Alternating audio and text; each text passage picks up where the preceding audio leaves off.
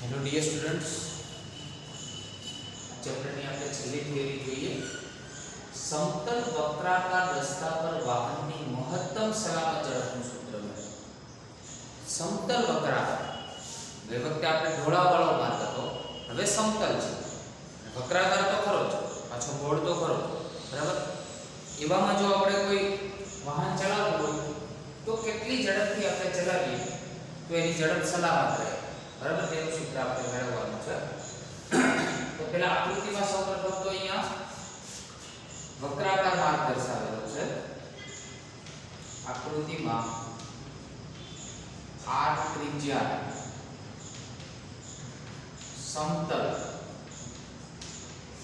વક્રાકાર માર્ગ દર્શાવેલો છે, બરાબર. હવે આ વાહન જો આ રીતે વર્તુળાકાર પરિભ્રમણ કરે તો આપણે ખ્યાલ છે કે એનું જે બળ છે એ કેન્દ્ર તરફ હોય હંમેશા, તેને કેન્દ્રગામી બળ કહેવાય, બરાબર. તો અહીં Fc એ કેન્દ્રગામી બળ છે. એવી બીજી આકૃતિ આપણે નીચેની સાઈડ આપેલી છે. આ રીતે પણ રસ્તો હોઈ શકે. અહીંયા પણ જો વક્ર બને છે બંને બાજુ, તો વાહન આ રીતે ગતિ કરી અને આ રીતે આવે તો પણ અહીંયા કેન્દ્ર તરફી બળ લાગે, જેને આપણે શું કહેવાય છે, કેન્દ્રગામી બળ કહીએ છીએ. એટલે આકૃતિ થોડી ડિફરન્ટ છે, બાકી એનો કન્સેપ્ટ છે એ સેમ છે, બરાબર. તો અહીં જે આપણે વાહન આપેલું છે એના પર બે પ્રકારના બળ લાગે. એક લંબ બળ ઉપરની તરફ અને નીચેનું વજન બળ mg. આ કેન્દ્રગામી બળ તો છે, બરાબર. તો અહીંયા આપણે લખી દઈએ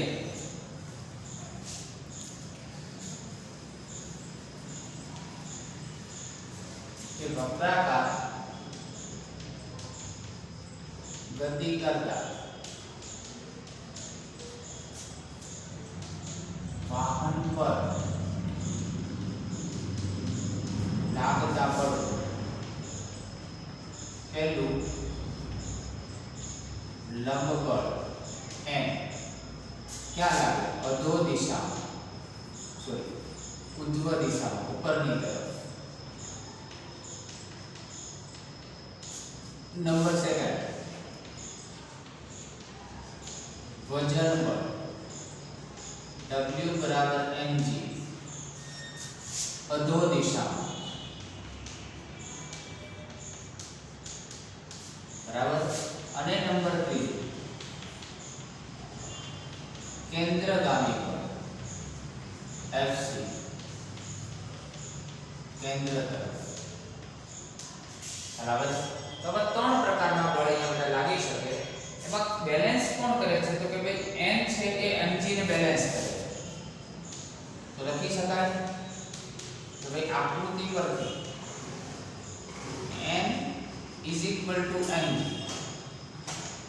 તો mg ને તમે આ સાઈડ લાવો તો n - mg = શું થાય, 0 થાય. સમીકરણ નંબર શું આપીએ, 1 આપીએ, બરાબર. હવે આ મહત્તમ સલામત ઝડપ માટે એક વસ્તુ આપણે બીજી ખ્યાલ છે કે જ્યારે આ રીતે વાહન ગતિ કરતું હશે એટલે એનાથી વિરુદ્ધ દિશામાં એક ઘર્ષણ બળ લાગુ પડશે, બરાબર. એટલે કે વર્તુળાકાર ગતિમાં જરૂરી કેન્દ્રગામી બળ રસ્તાની સપાટીને સમાંતર છે. કેન્દ્રગામી બળ કેવું હોય, રસ્તાની સપાટીને સમાંતર, બરાબર. અને રસ્તા અને વાહનના ટાયર વચ્ચે સંપર્ક બળના રસ્તાને સમાંતર ઘટક દ્વારા પૂરું પાડવામાં આવે છે, બરાબર. એટલે કે અહીંયા એવું કહી શકાય કે જે Fc છે,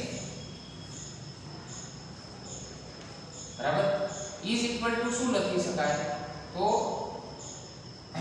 એના માટે તો આપણે જે ઘર્ષણ બળ છે એટલે કે Fs છે,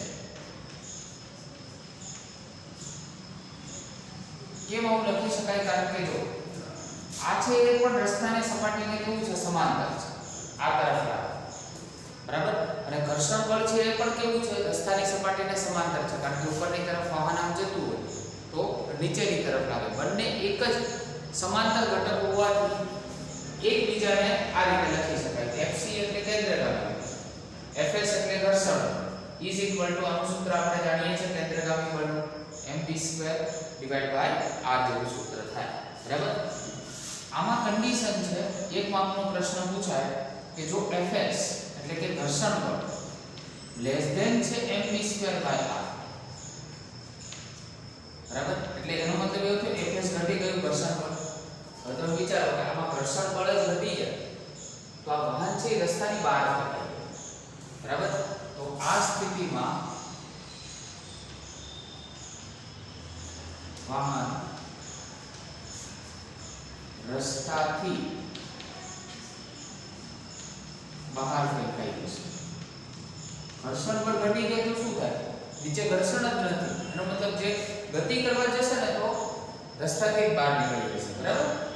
એટલે આ કન્ડિશન તમારે યાદ રાખવાની, એક વાક્યમાં પૂછાય, બરાબર?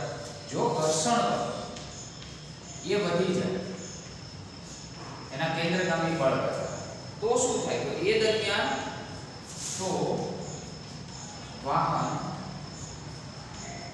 રસ્તા પર સલામત રીતે ગતિ કરશે.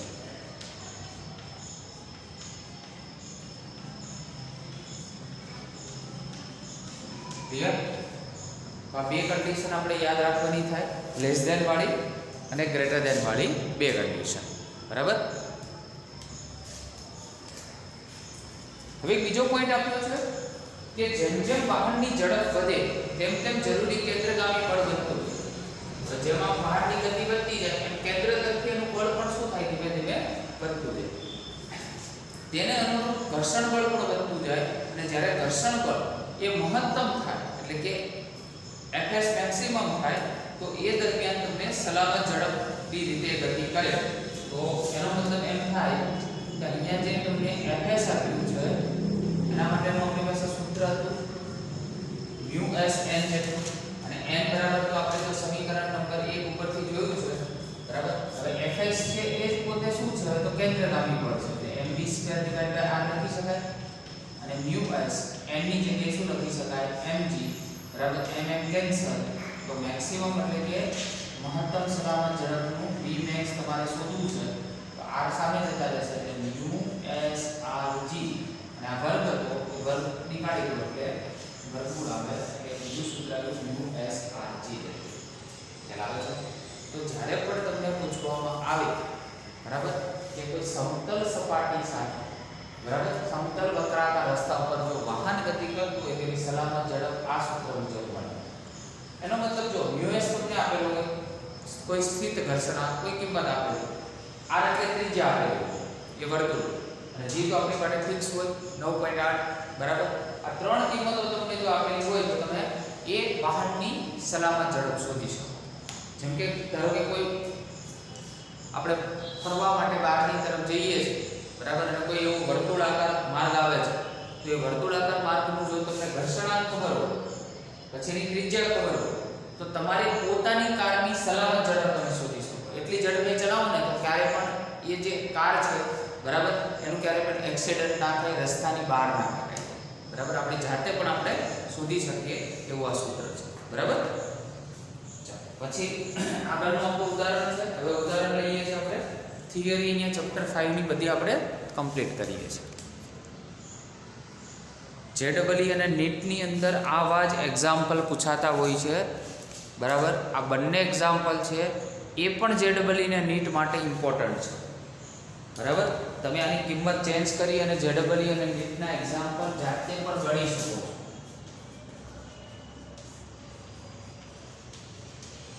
બરાબર? આવા સોલ્વ કરવા માટેના એક્ઝામ્પલ, બ્લોક ડાયાગ્રામ, FBT પરના એક્ઝામ્પલ પૂછાતા હોય ખાસ.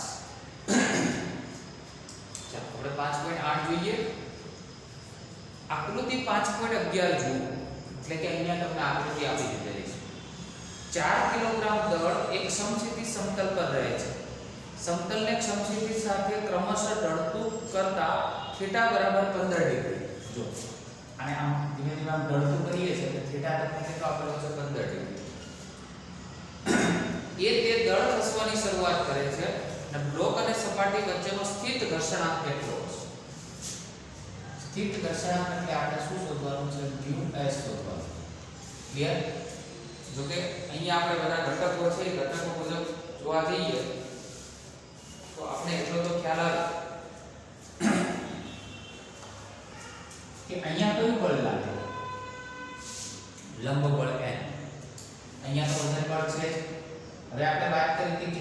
થીટા બને એ કયો ઘટક હોય તો આ કયો સદિશ છે આ mg સદિશ છે એટલે w સદિશ છે વજન તો આ mg નો કયો ઘટક થાય cos થીટા તો આ બીજો ઘટક છે કયો થાય mg sin થીટા હવે આ બ્લોક જો નીચે તરફ આવતો હોય તો સામે કયું બળ હોય ઘર્ષણ બળ હોય Fs બરાબર ચલો તો આકૃતિ પર બોલો mg sin થીટા છે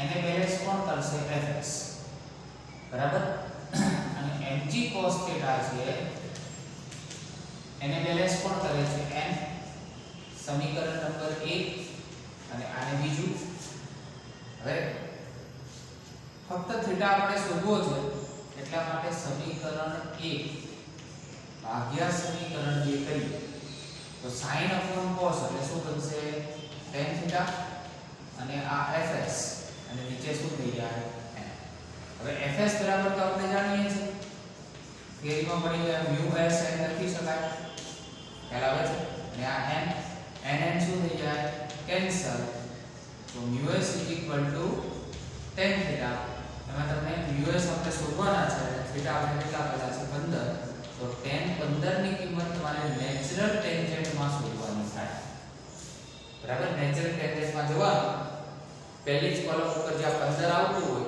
15 ની કિંમત ડાયરેક્ટ જુઓ 15 ની કિંમત ઉપર 0 માં જોવાનું એટલે ડાયરેક્ટ તમને ખ્યાલ આવી જાય કે tan 15 ની કિંમત કેટલી છે બરાબર એટલે આ ટાઈપે એક્ઝામ્પલ તમે ગણી શકો ખાસ ઘટકો જે દર્શાવવાના એ જ અગત્યનો છે બરાબર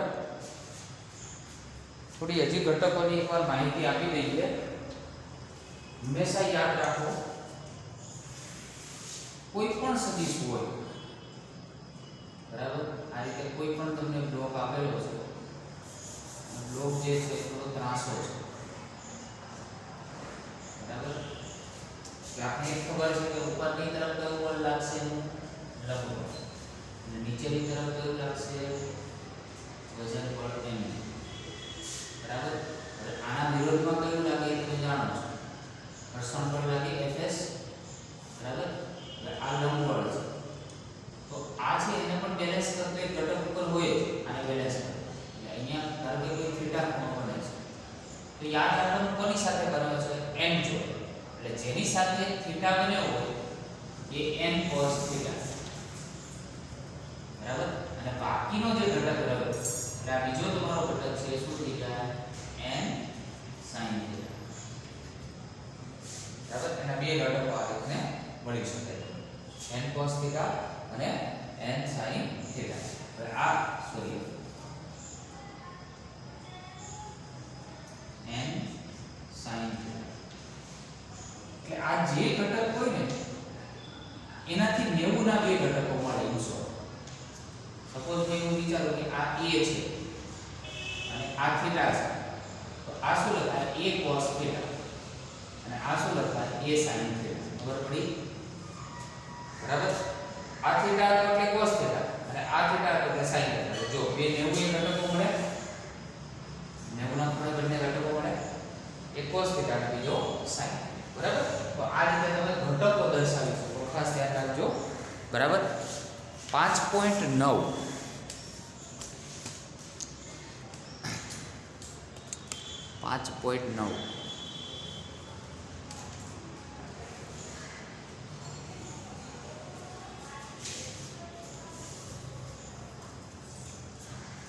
આકૃતિમાં દર્શાવેલી ટ્રોલી અને સપાટી વચ્ચેનો ગતિ ઘર્ષણાંક 0.04 ગતિ ઘર્ષણાંક તમને આપેલો છે mu k તમને આપેલો છે 0.04 અહીંયાથી એક વસ્તુ ક્લિયર થાય ટ્રોલી ગતિમાન બરાબર તો બ્લોક અને ટ્રોલીનો તંત્રનો પ્રવેગ કેટલો છે બ્લોક અને ટ્રોલીના તંત્ર બરાબર ટ્રોલી અને એનો જે આ બ્લોક છે બરાબર એ તંત્રનો બંનેનો આપણે શું શોધવાનો છે પ્રવેગ શોધવાનો છે બરાબર દોરીમાં તણાવ કેટલો હોય છે દોરીની અંદર તણાવ T જે છે એ પણ શોધવાનો છે અને G તમને આપેલો છે 10 મીટર પર સેકન્ડ સ્ક્વેર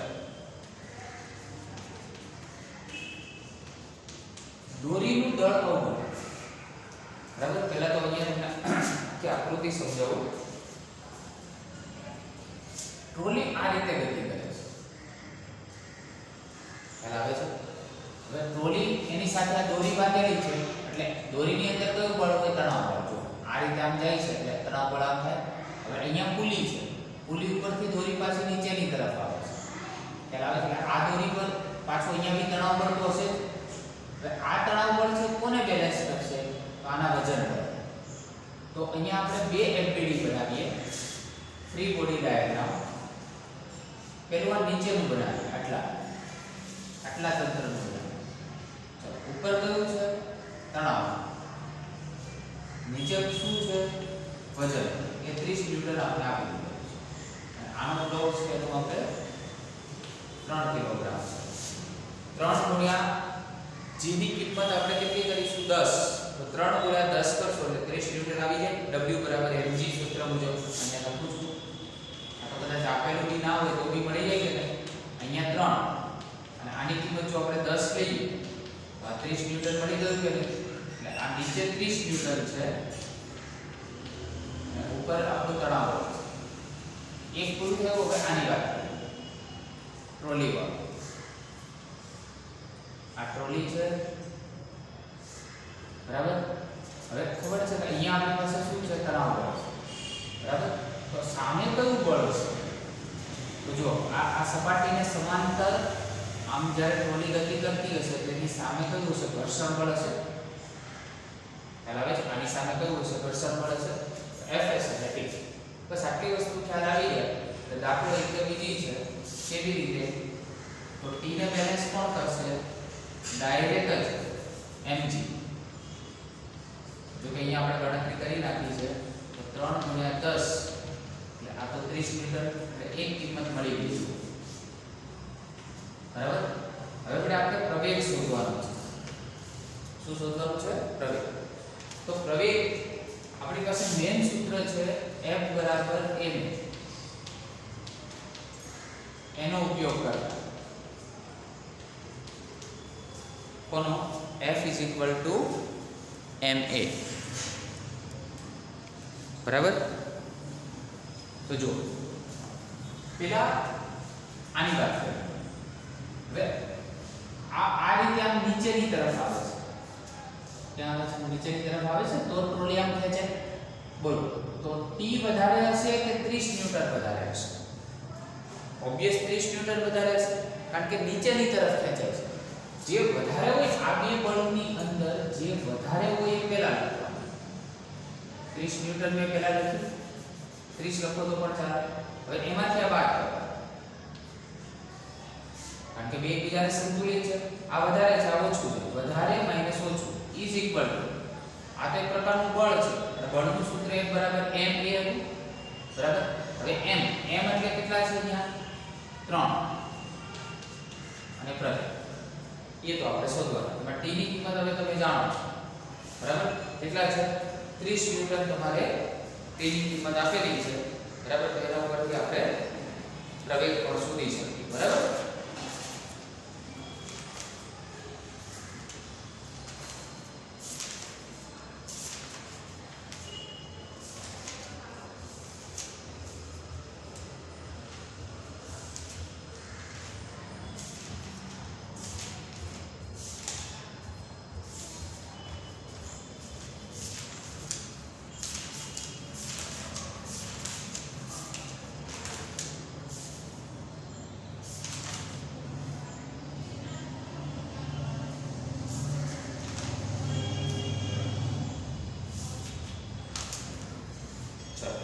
તો પહેલો આપણી જોડે આન્સર શું આવશે? તો 30 માઈનસ t. t ની કિંમત આપણે 30 જાણીએ છીએ is equal to 3a. તો 30 માઈનસ 30 એટલે 0. એટલે આનો પ્રવેગ કેવો હશે? 0. બરાબર. સેમ એવી રીતે આ બ્લોકનો પણ શોધવાનો છે અને ટ્રોલીનો શોધવાનો છે. હવે આ t અને fs આ બંનેમાં કોનું બળ વધારે હશે? તો t વધારે છે કારણ કે આમ ટ્રોલી જાય છે. તો અહીંયા આપણે કરી દઈશું બેટા t માઈનસ fs. ખ્યાલ આવે છે? હવે t minus fs is equal to શું થાય? તો f બરાબર ma. m એટલે એક ટ્રોલીનું દળ આપ્યું છે 20. આ તો પાછો 30 તમે જાણો જ છો, બરાબર. હવે સોરી fs ની કહીએ અહીંયા fk કહીશું, બરાબર. થોડું ચેન્જ કરી દઈએ કારણ કે ગતિ ઘર્ષણ છે ને, ગતિમાં છે થોડી એટલા માટે, બરાબર. ચલો તો fk તમને કેટલા આપેલા છે? 0.04 અને 20 ગુણ્યા 1 તો 30 માંથી 0.04 પેલા માઈનસ કરીએ. 30 માઈનસ 0.04 જવાબ આવે છે 29.96 અને ભાગ્યા 20 કરી દઈએ. જવાબ આવે છે 1.498 મીટર પર સેકન્ડ. મળી ગયા બધાના પ્રવેગ, બરાબર. આ રીતે તમે આખો દાખલો ગણી શકો, બરાબર. એવી જ રીતે એક્ઝામ્પલ નંબર 5.10 અને 5.11 આ બે જે એક્ઝામ્પલ આપેલા છે એની ચર્ચા કરીએ તો 5.10 ની અંદર 18 કિલોમીટર પ્રતિ કલાકની ઝડપે જઈ રહેલો એક સાયકલ સવાર એક સમતલ રસ્તા પર 3 મીટર ત્રિજ્યાનો તીવ્ર વર્તુળાકાર વળાંક લે છે. વર્તુળાકાર વળાંક લે છે એનો મતલબ આપણી જે હમણાં થિયરી આપણે વર્તુળાકાર પર સલામત ઝડપનું સૂત્ર આપણે જે શોધ્યું, બરાબર, એ સૂત્ર મુજબ થઈ શકે. તો એ સૂત્ર થાય v² ≤ μs rg. એવું તમને સૂત્ર આપેલું છે, એમાં બધી જ કિંમત આપેલી છે, પણ v ની કિંમત કિલોમીટર પ્રતિ કલાકમાં છે તો એને મીટર પ્રતિ સેકન્ડમાં કન્વર્ટ કરવાની, બરાબર. એટલે સીધો જવાબ મળી જશે, બરાબર. સૂત્ર મૂકો સીધો આન્સર આવે છે. એવી રીતે 5.11 માં પણ આપણે સૂત્ર સમજાવેલું છે, બરાબર, કે વર્તુળાકાર માર્ગ પર કોઈ વાહન જતું હોય તેનું સલામત ઝડપનું સૂત્ર શું હતું? તો v0 rg tan θ, બરાબર, ⁻² એટલે અંડર રૂટમાં rg tan θ. અને એવું જ બીજું સૂત્ર vmax નું સૂત્ર rg બરાબર અંડર રૂટમાં rg પછી બ્રેકેટમાં μs tan θ અને 1 μs tan θ. આ જે સૂત્ર છે આ બે હિન્ટ હું તમને આપું છું કે 5.10 અને 5.11 આ બંને એક્ઝામ્પલ તમારે જાતે કરવાના છે. સૂત્ર મૂકો સીધો જવાબ આવે, બરાબર. હિન્ટ મેં તમને આપી દીધેલી છે, તો આ પ્રમાણે તમે એક્ઝામ્પલ મૂવમેન્ટ બધા કરી શકો અને નેક્સ્ટ ટાઈમથી આપણે સ્વાધ્યાયના દાખલાઓ ચાલુ કરીશું. Okay, thank you very much.